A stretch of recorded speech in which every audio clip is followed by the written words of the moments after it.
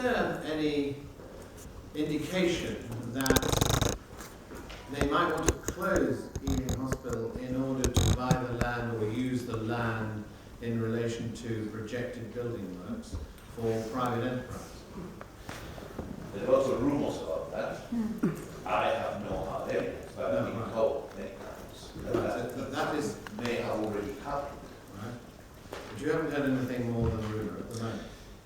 The other thing that I see is that there are areas within the land of Ealing Hospital that are fenced away now, as we speak, and building work is taking place. When did that start happening? About 3 or 4 months ago. I mean, that's independent from the redevelopment of the mental health trust, which is behind the hospital. But on the west side of the hospital, a number of areas which were residences and near what we call the gatehouse are now completely fenced off and serious building is taking place.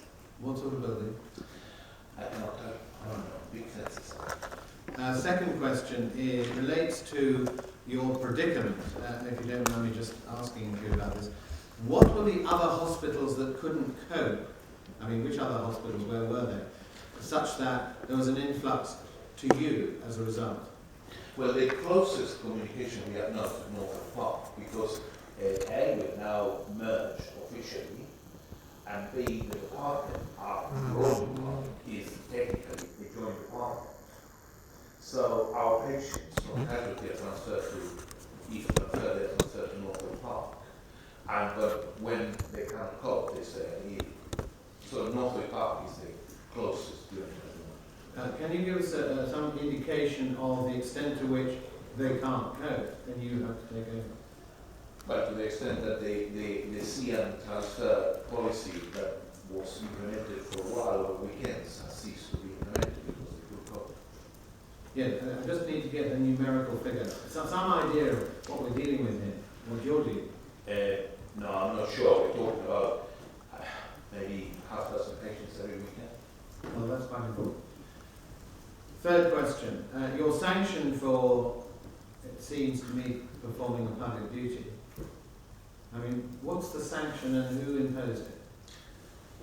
Well, that's a very poignant question. It was imposed by the hospital management for not following to the letter the cancer guidelines, and they brought to the inquiry at the time about 6 or 8 examples, clinical examples of patients who were largely mixed pathologists who had cancer and also had, for instance, stones or incontinence or bleeding, and who were generally quite infirm and had difficult mobility, and obviously said, yes, I will see them, they need to be seen. And they were all brought up as examples of me breaching the guidelines. And the final example was a patient who was referred directly to me because I had operated him in the past, and he was seen by the medical in the multidisciplinary meeting and had a further finding that required surgery that could possibly have been cancer, and I was asked by the oncologist that saw him that if I would see him again, because he knew me and he wanted me to see him again for the same condition. I said, of course, if the patient was well needed, of course I would see him. And on the basis of that, I was sanctioned quite severely, and an attempt was made to suspend me and fine. And I was fortunate I had a good legal team, and I was took them to the High Court, and the High Court judge decided that that was unlawful and that I should be reinstated. And the hospital had to accept that, but in fact, up to today, in practical terms, they have not yet allowed me to continue clinical work here. Solid judgment for the moment. Any other questions? I do declare an interest because I was actually in a car with Thomas Rosenbaum trying to get from Ealing Hospital to Northwood Park for a meeting a short while ago, a reasonable distance time ago, and it did take an incredible amount of time, 4 times what you thought it was going to take. But the question is two things. You referred to dogma being underlying the plan to reconfigure the hospitals along these lines. So I'd like you to say a little bit more about that, and then I have got another question for you. Yes, it's very difficult to, sorry. I'm not an expert in health economics. I'm a urologist, and I try to understand the reality of social, the impact of medicine in society and living. But I do believe that there is an ideology behind the change that happens. And the ideology is partly that big hospitals are better than small hospitals, and that they may provide long-term better healthcare outcome. And that is what happens to the doctor. However, there are other ideologies that at the moment perhaps more modern ideologies that say that in fact that has been shown not to be the case. That district general hospitals are probably more beneficial to the population long term. And that's what I want to say. I think this is complex.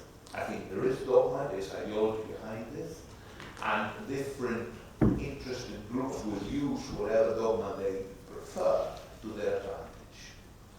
My feeling is that the service that was provided is still being provided to some extent from Ealing Hospital is so vast to this big population and a needy and a vulnerable population, which has such an important impact in our society, that I can't believe how somebody can come to the conclusion that this is the place that needs to be downgraded and possibly closed.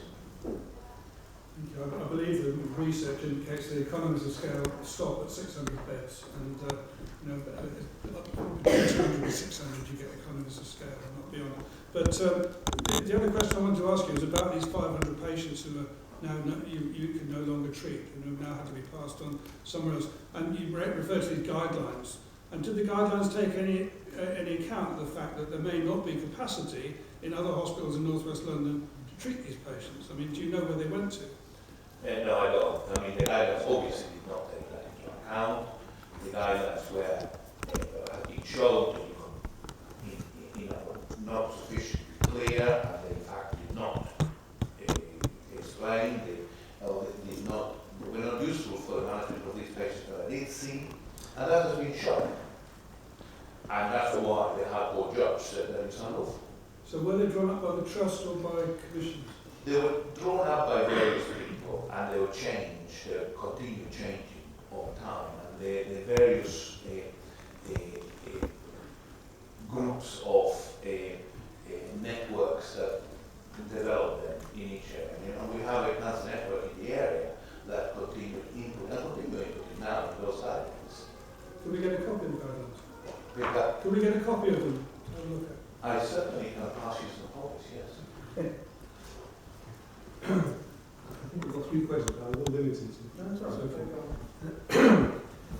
Firstly, I'd like to test an idea about I'd like to test the idea that Ealing, as an example of a hospital which couldn't have A&E services because it couldn't provide the necessary acute specialist skills that are necessary nowadays. I suppose this is because there are no surgeons like you who have general training. They don't exist anymore. The fast track specialities, and therefore you have to have a degree of specialities available. Now, so if that were true, and prepared to have that challenged, how would Ealing provide that? How would Ealing manage that? To provide that range to cover a modern A&D? The only thing I can say is that over the last month, Ealing appointed 2 new general surgeons. It was a need, it was advertised, 2 very well qualified general surgeons, like for the jobs. They are fully qualified surgeons that do laparoscopic surgery, general surgeons. Yes. Yes. So they would cover the kind of acute trauma or acute Yes. soft tissue injuries and so on? Not only that, but I also want to say that if there is the will to develop a service, then it can be done. It can be done. Yes. And the one thing that does take longer to build up is the team. But individuals to do certain specific jobs can be appointed. But the team takes longer to build.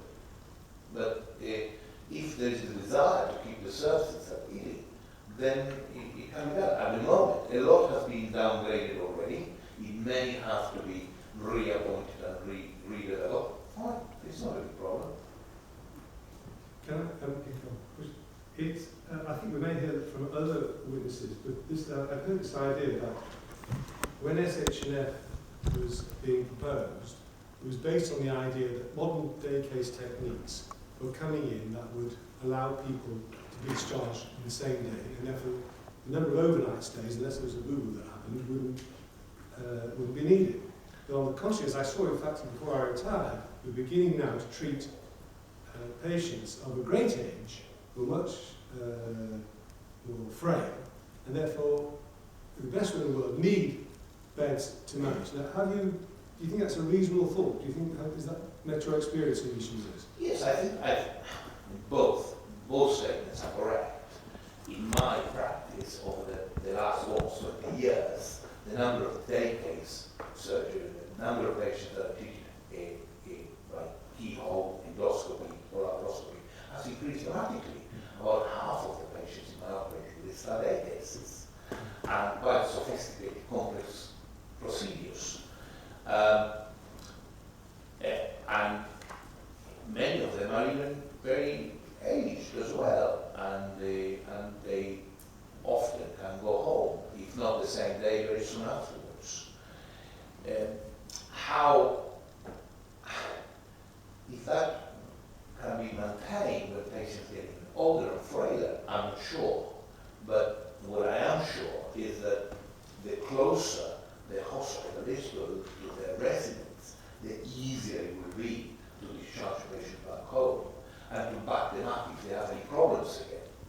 But then one has to find it out, because you cannot have a hospital that knows every individual.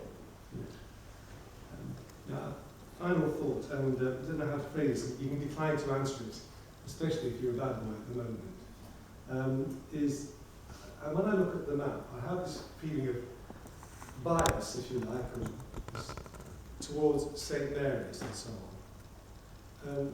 How much do you think medical politics has influenced the fact that seemingly a black hole will develop around Ealing? I think we're free to talk about it, because in fact, at my age, I'm not that at risk any longer. I think hugely. But having said that, I have personally quite fluid communication with most of my colleagues. But everybody wants to develop their own service, and we know there are big pressures from edge to develop their hospital. Sure, huge. But I also believe that long term, we will realize that the attempts to close district hospitals like Ealing, close to such a big and growing population, will be a mistake. What happens in Mary's, it's difficult to judge. I mean, there's huge politics in medicine. There's enormous politics. There always been huge politics in medicine. Again, and on that front, my feeling is that as doctors go in general, doctors are not participating in politics sufficiently. I think that we must wake up and participate a lot more. We must realize that our job is important in society, in the community, and our views and our experience matter. Therefore, one of my, if you like, little statements these days is that we can no longer afford not to be involved in politics.